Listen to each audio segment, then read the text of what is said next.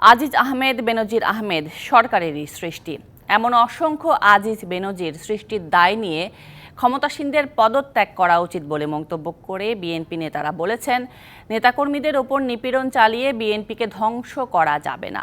ভয়ভীতি উপেক্ষা করে তরুণদের সরকারের বিরুদ্ধে আন্দোলনে সামিল হবার আহ্বানও জানান তারা।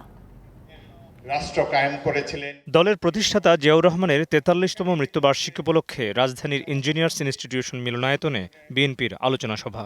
আমাদের নেত্রী দেশনেত্রী বেগম খালেদা জিয়া, তাকে আজকে বিনা চিকিৎসায় মৃত্যুর মুখে ঠেলে দেওয়া হচ্ছে।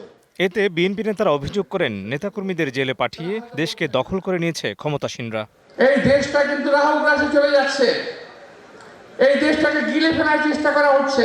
এই দলকে কেউ ধ্বংস করতে পারবে না, আর এই দল ধ্বংস করার অর্থ হলে এই দেশের স্বাধীনতা এবং সার্বভৌমত্ব বিদেশি প্রভুদের কাছে বিকিয়ে দেওয়া। বর্তমান স্বৈরাচারী সরকারকে আমরা শান্তিপূর্ণ নিয়মতান্ত্রিক প্রক্রিয়ায় অপসারিত করে এদেশের জনগণের সরকার ইনশাআল্লাহ পুনরায় কায়েম করব।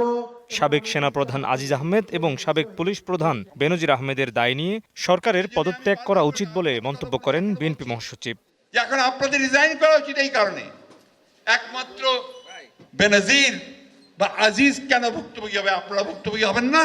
এই অবস্থা তৈরি করেছে কারা? একজন বেনজির তো নয়, একজন আজিজ নয়, অসংখ্য বেনজির বা আজিজ আপনারা তৈরি করেছেন। ক্ষমতাসীনদের চোখ রাঙানি উপেক্ষা করে তরুণ প্রজন্মকে প্রতিরোধ গড়ে তোলার আহ্বান মির্জা ফখরুলের। সমস্ত ভয় ভীতি সবকিছুকে তাচ্ছিল্য করে এমন একটা প্রতিরোধ করে তুলি, ভয়াবহ দানব যারা আমাদের সমস্ত কিছু তছনছ করে দিচ্ছে, তাদেরকে পরাজিত করে। Mohammad Hussain, DBC news, Dhaka.